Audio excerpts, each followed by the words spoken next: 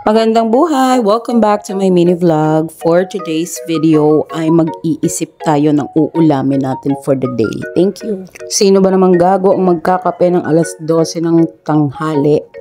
Ako yun. Thanks! Ang init na nga ng araw, sumasabay ka pa sa init ng ulo ko. Huwag ka makialam. Ay, nangaaway ka. At parte na nga ng pag-iisip natin kung anong uulamin sa ngayon ay nag-TikTok muna tayo. Baka kasi sakaling magkaroon tayo ng idea. Bobo. Dahil wala talaga tayong maisip, naligo muna tayo at naglagay tayo ng adorned sunscreen na nilagay natin sa ating 2 fingers every night. Ay, bastos.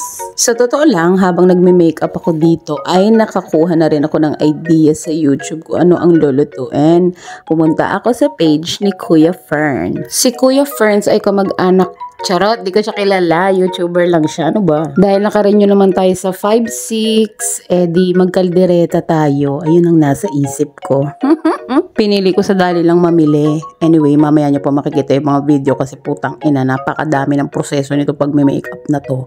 Kaya nga talaga, ayoko talaga ng mga may nilalagay na kung ano-ano sa mukha. Pero eto ako ngayon, naglalagay ako. Gago rin ako eh. O, diyan, susunod dyan, maglalagay na tayo ng mist sa buhok. Ayan nga yung Vitress, nabigay ko na yan sa inyo na nakaraang video. Kaya naman panoorin nyo na lang. Maraming salamat. Finally, nandito na tayo sa part na magluluto na tayo. As you can see, mga local brands lang ang ginamit ko dito dahil wala kang pakialam, dahil bunga nga naman namin ang pakakainin namin, hindi sa'yo.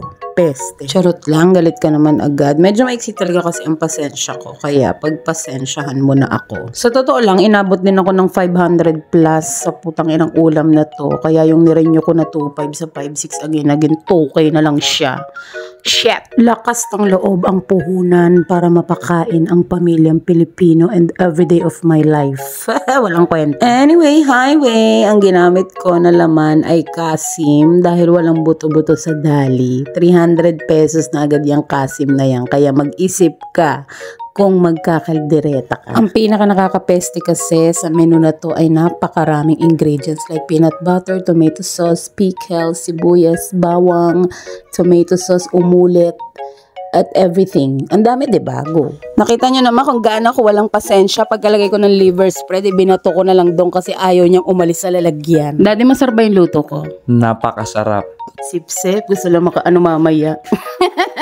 Anyway, bago ko nilagay yung peanut butter, tinaste test ko muna yan kasi baka malason kami lahat. Pero in fairness, muntik ko na siyang maubos. At eto na nga, matatapos na tayo magluto. Sana matikman nyo rin to. Walang hihingi sa comment section dahil ayoko mamigay. Charot! Kung umabot ka pa sa video na to, maraming salamat sa panonood. Piliin mo palagi maging masaya at huwag kalimutang magdasal sa Panginoon. Bye!